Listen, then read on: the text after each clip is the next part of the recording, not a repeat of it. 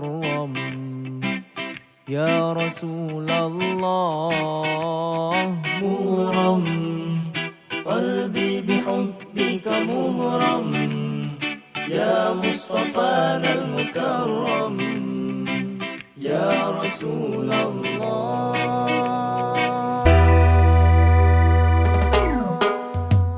جمالك ما في اثنين ما شافت مثله. Kita akan mendengarkan paparan dari Direktur Keuangan Haji. Beliau sudah hadir, Bapak Dr. Jaja Jailani. Ini beliau sudah melanglang buana di Kementerian Agama, pernah menjadi kepala biro di luar Jawa, pernah menjadi direktur pemberdayaan zakat tak itu ya, tidak ada wakafnya. Kemudian beliau selama hampir 4 tahun lebih ya Pak ya, 4 tahun lebih menjadi sekretaris Badan Amil Zakat Nasional Republik Indonesia, sekretaris yang pertama. Karena sebelumnya belum ada sekretaris Basnas. Dan baru beberapa bulan yang lalu beliau diberi amanah menjadi Direktur Keuangan pada Direktorat Jenderal Penyelenggaraan Haji dan Umroh Kementerian Agama Republik Indonesia. Kita simak paparan beliau. Silakan Pak Jaja. Assalamualaikum warahmatullahi wabarakatuh.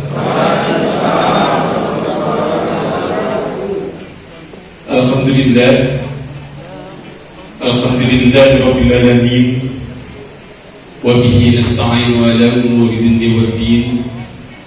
Wassalatu wassalamu ala asrofil anbiya'i wal mursalin sayyidina wa habibina wa syafi'ina wa maulana Muhammadin wa ala alihi wa sahbihi ajma'in, amma ba'du.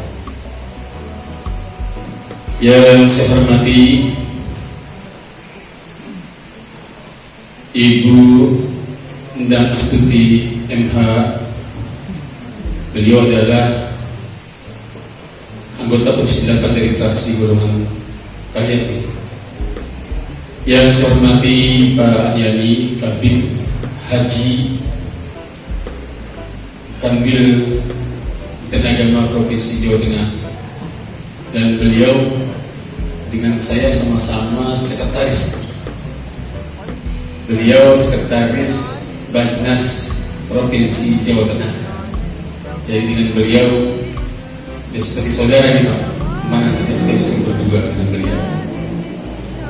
Yang saya hormati para ulama, para asatidzah, bapak-bapak dan ibu khalifah fadil yang dirahmati Allah, para pimpinan KBIH ya, terus para pimpinan kelompok bimbingan haji khusus, dan juga kawan-kawan peserta yang dirahmati Allah Subhanahu wa Ta'ala. Puji dan syukur kita panjatkan kepada Allah Subhanahu wa Ta'ala. Salawat dan salam semoga selalu tercurah kepada Nabi besar Muhammad sallallahu alaihi wasallam, kepada keluarga dan sahabat dan juga umat sampai akhir zaman. Amin amin ya rabbal alamin. Mas Iqbal, ada satu lagu yang paling sering dinyanyikan oleh kita Nyambi, dan ini kadang-kadang saya suka introspeksi Pak, apalagi di Basnas dulu Pak, apabila dinyanyikan lagu itu, apalagi yang belum saya salurkan, apa lagunya Pak? Ya dana gitu Pak.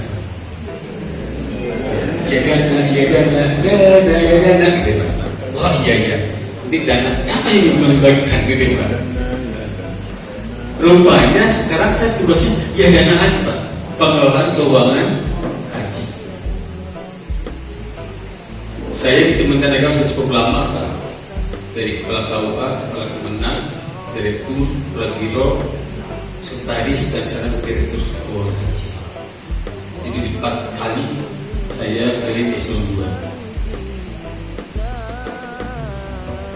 Yang berikutnya sekalian, tadi sudah disampaikan oleh Bu Astuti berkaitan dengan bagaimana penyelenggaraan haji, mengapa penyelenggaraan haji tahun 2020 dan 2021 itu dibatalkan.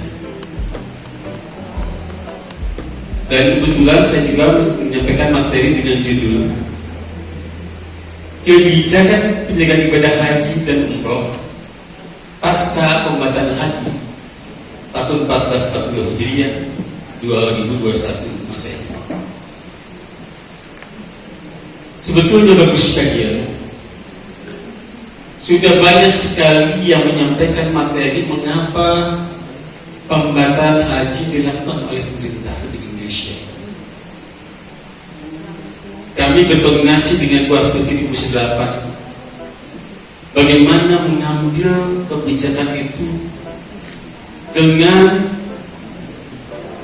berulang kali kami simulasikan antara berangkat atau tidaknya jamaah, karena memang ada konsekuensinya diberangkatkan, ada konsekuensinya tidak diberangkatkan juga ada konsekuensinya. Inilah yang melandasi perkembangan yang terjadi saat itu, dan kita terutama bagaimana memberikan kesehatan dan keselamatan kepada para jamaah. Akhirnya pemerintah mengambil kebijakan untuk membatalkan pemberangkatan haji di 2021 dan 2022. Next. Apa yang menjadi dasar penyelenggaraan ibadah haji khusus, reguler, dan umum? Yang pertama adalah Undang-Undang Nomor 11 Tahun 2020 tentang Cipta Kerja. Yang kedua, Peraturan Nomor 5 Tahun 2021 tentang penyelenggaraan perizinan usaha berbasis risiko. Yang ketiga, Peraturan Pemerintah Nomor 38 Tahun 2020 tentang rekening penampungan biaya tinggal ibadah haji dan umroh. Keempat, Peraturan Menteri Agama Nomor 2 Tahun 2021 tentang standar kegiatan usaha PPIU dan PIHK. Dan yang kelima adalah Peraturan Menteri Agama Nomor 6 Tahun 2021 tentang penyelenggaraan ibadah umroh dan ibadah haji khusus. Dan terakhir adalah Keputusan Menteri Agama Nomor 5/9 Tahun 2021 tentang penetapan besaran pelanggaran sebagai kesalahan perizinan PPIU dan PIHK. Kalau pembatalan adalah PNA 660 tahun 2021. Next. Apa yang terjadi perubahan itu? Yang pertama adalah izin operasional PPIU dan PIHK berlaku seumur hidup selama penyelenggaraan ibadah umroh dan haji khusus. Yang kedua, akreditasi dilakukan setiap 5 tahun sekali dan akreditasi PIHK dilakukan bersamaan dengan akreditasi PPIU. Yang berikut adalah besar bank garansi untuk Perius besar 100 juta dan untuk PIHK adalah 250 juta berlaku selama 2 tahun. Yang berikut adalah pendaftaran dan pembatalan jemaah haji khusus dilaksanakan sepenuhnya di PIHK melalui aplikasi Siskopatu. Yang berikut kewajiban PPIU untuk membuka rekening penampungan PPIU di bank syariah untuk menerima setoran biaya umroh, dan kewajiban PPIU untuk melaporkan pendaftaran pembayaran PPIU dan pemeriksaan asuransi jamaah umroh melalui aplikasi Siskopatu. Inilah yang aspek-aspek peraturan yang baru. Next.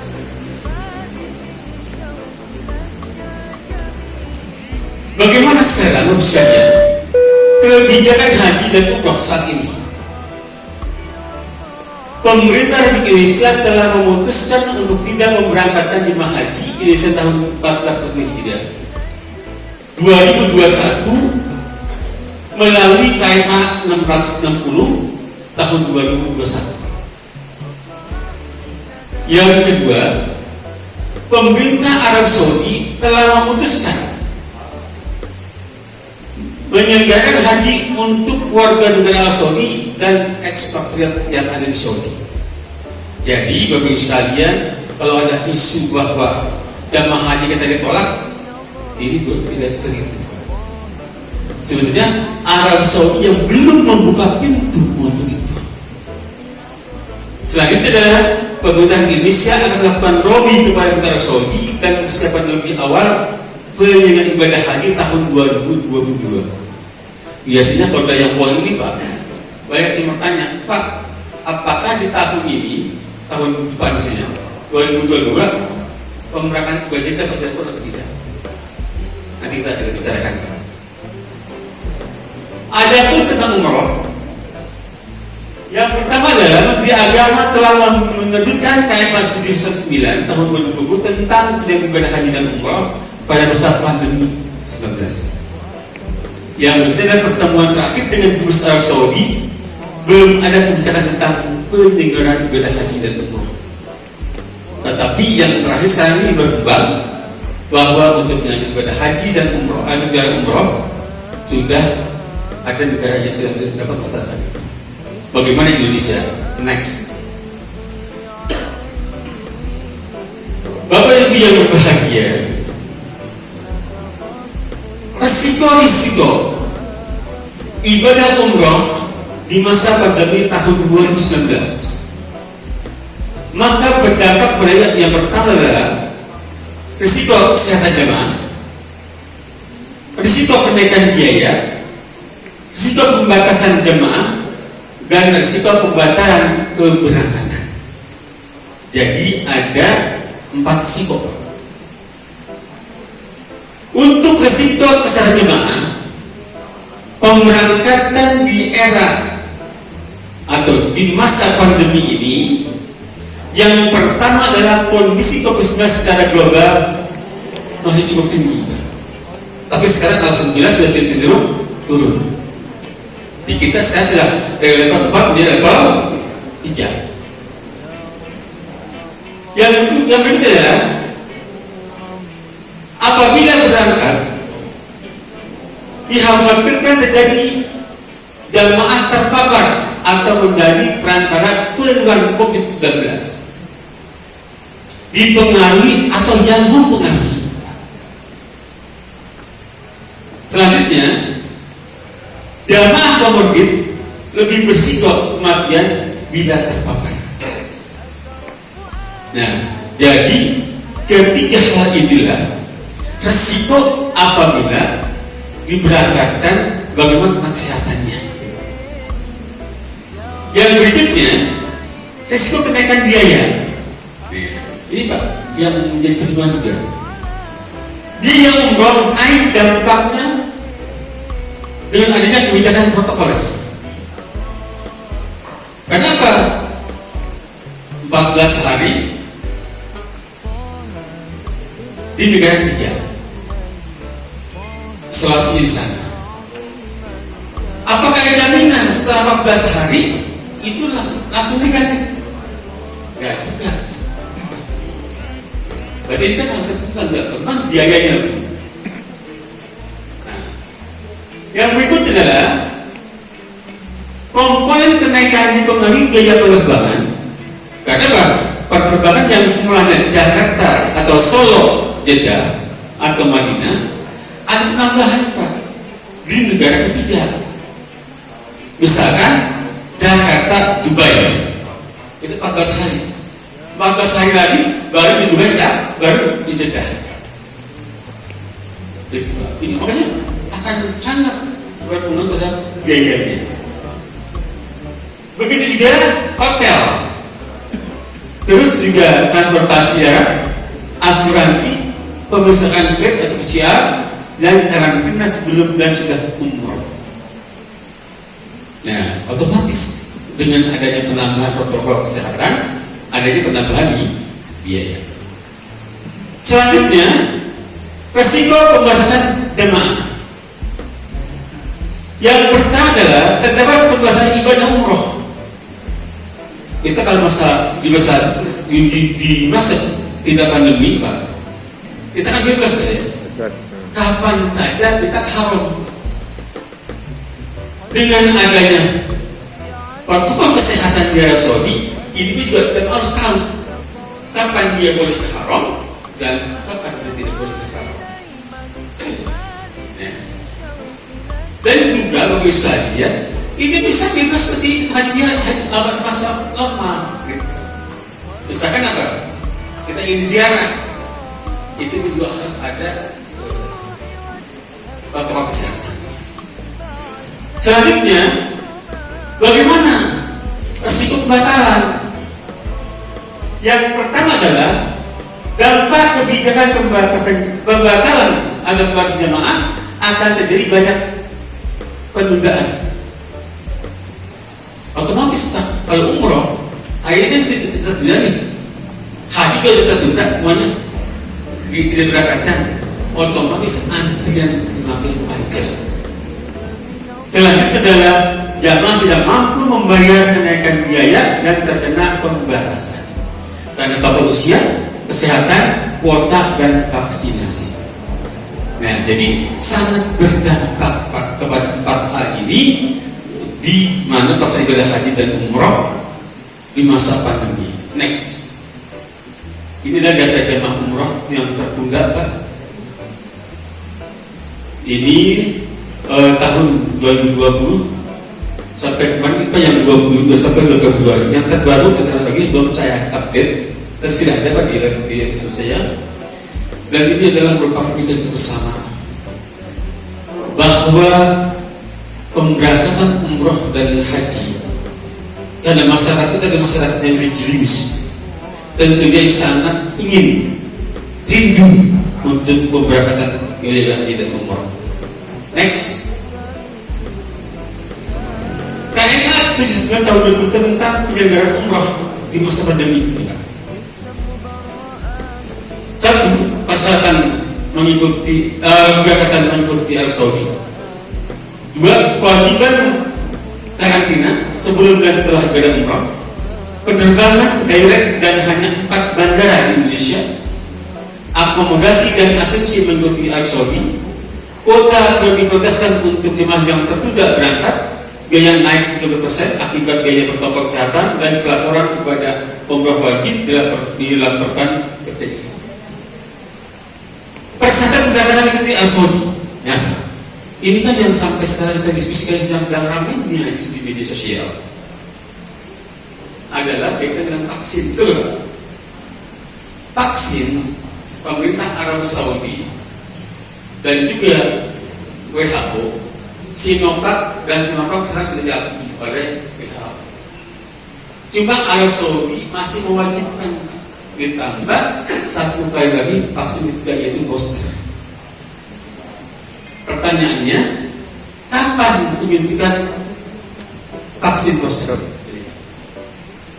Itu adalah 3 bulan berdasarkan keterangan dari kesehatan, 3 bulan setelah suntikan yang kedua. Jadi kalau hari ini mungkin Bapak baru suntik yang kedua, maka 3 bulan berikutnya baru boleh untuk booster. Yang menjadi permasalahan adalah bahwa yang vaksin booster ini sekarang diutamakan untuk para medis. Berarti kita belum memenuhi persyaratan itu, sehingga masih kita bersabar. Terus selanjutnya, kewajiban karantina tadi Pak, 14 hari di negara ketiga. Ini sangat memberatkan. Maka kami dari Kementerian Agama dengan Komisi 8 dan juga berkoordinasi dengan Kedutaan Besar Saudi memohon agar isoman jamaah yang di negara ketiga ini agar ditiadakan. Tetapi ini masih upaya, masih ikhtiar agar apabila haji tiba untuk jamaah Indonesia langsung Jakarta tidak ada katakan, sehingga dalam segi biaya pun tidak terpikirkan. Selanjutnya, penerbangan tidak seperti biasa, hanya 4: Jakarta, Makassar, Medan, satu lagi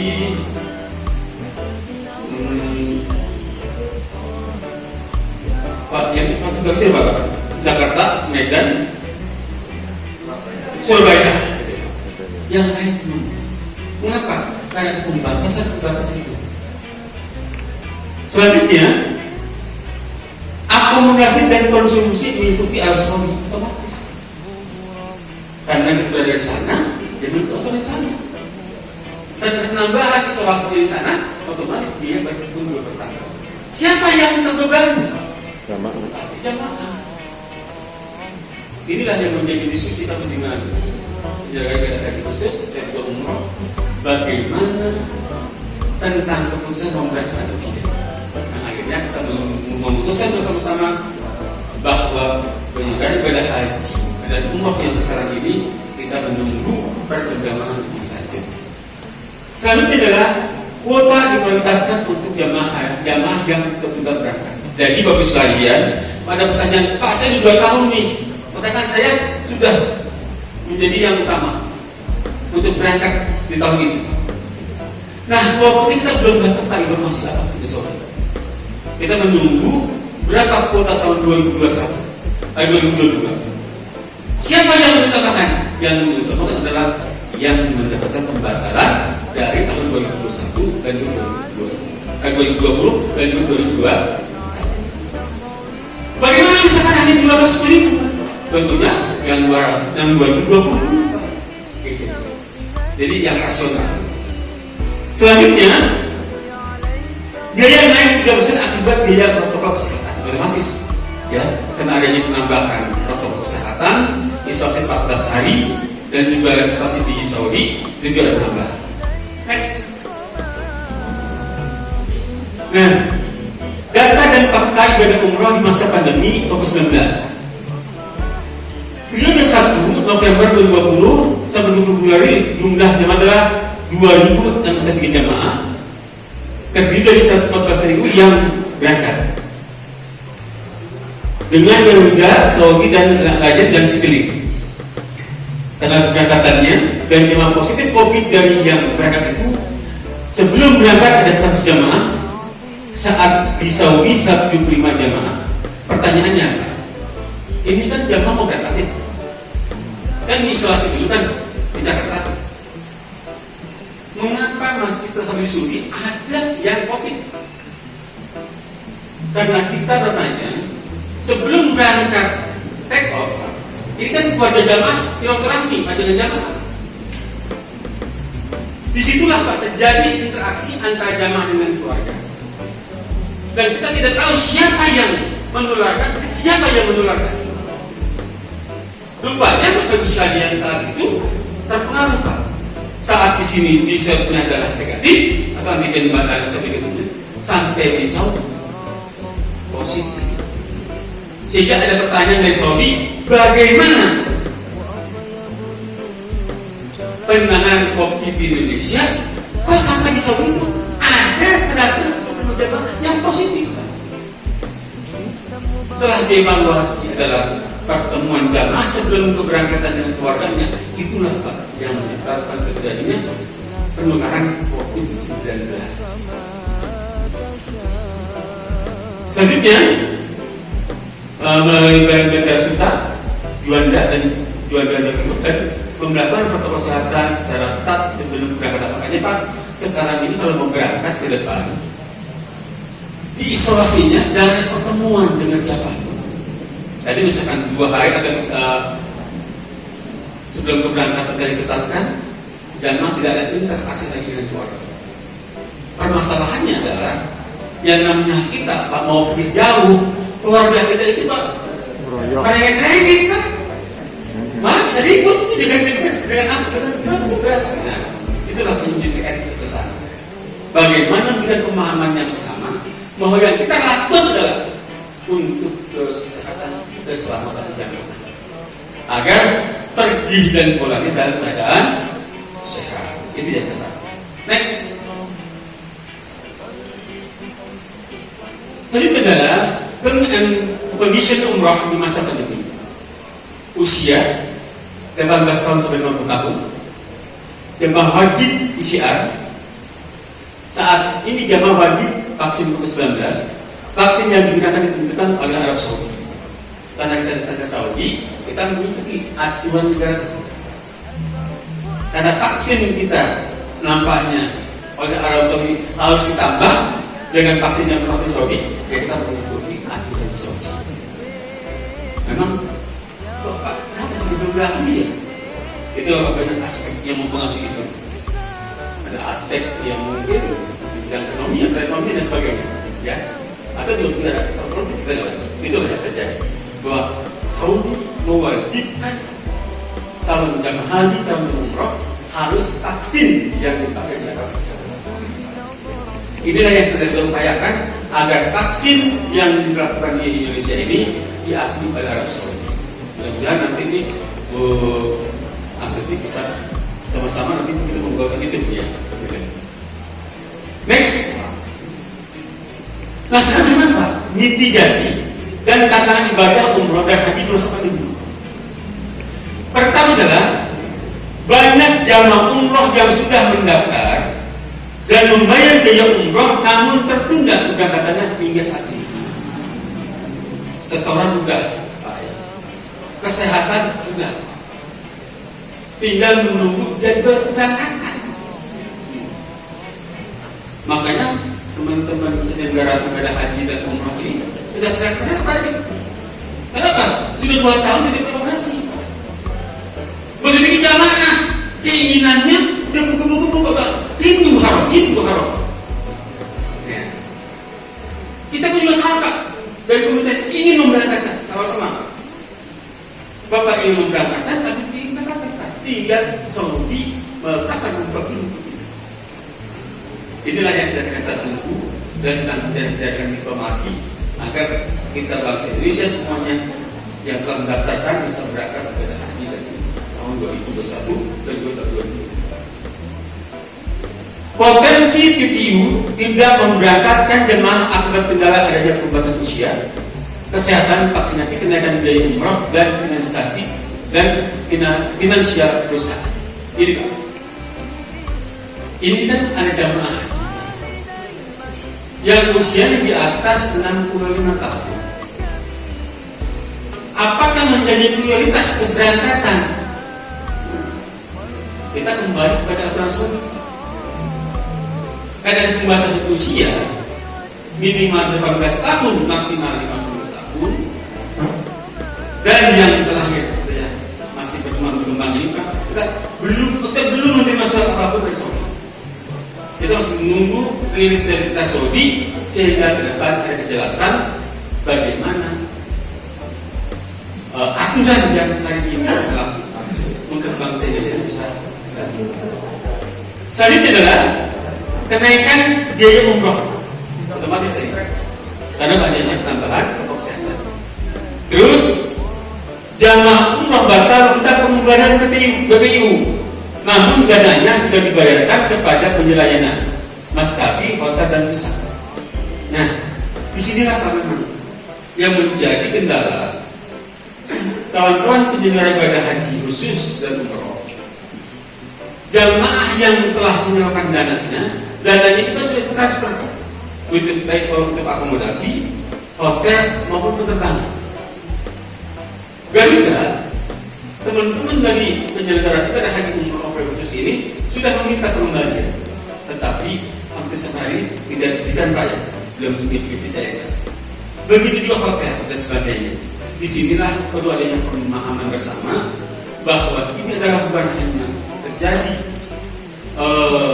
kemauan dari PMU, tapi juga adalah memang keadaan yang terjadi pada saat ini seperti itu. Sehingga beberapa kali saya menerima surat dari teman-teman penyelenggara ibadah haji khusus dan umroh untuk meminta bantuan stimulus, tetapi belum kami berikan kami semoga mengkoordinasikan bagaimana yang terbaik untuk mendukung itu semua. Selanjutnya,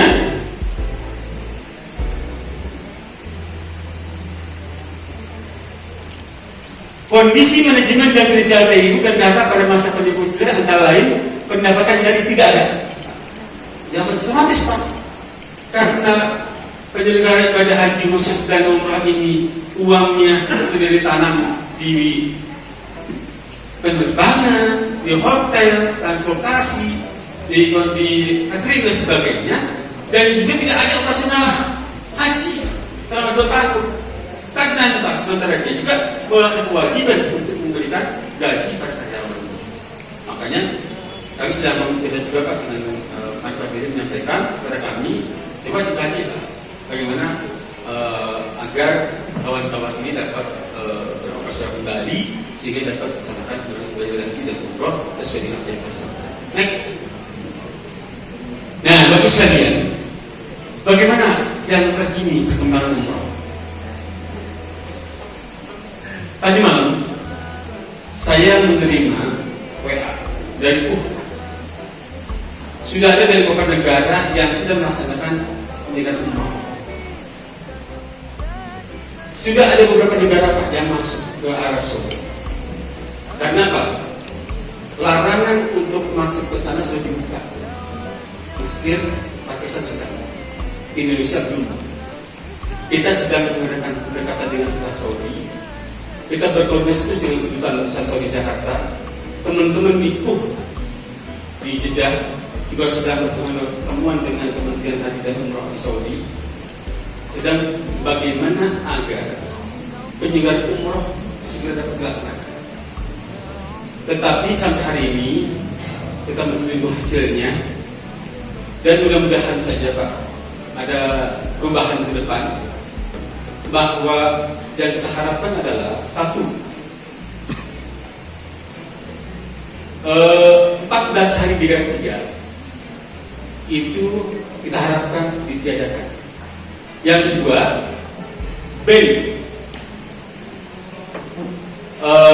larangan warga negara Indonesia untuk beribadah haji dan umrah Saudi itu dibuka.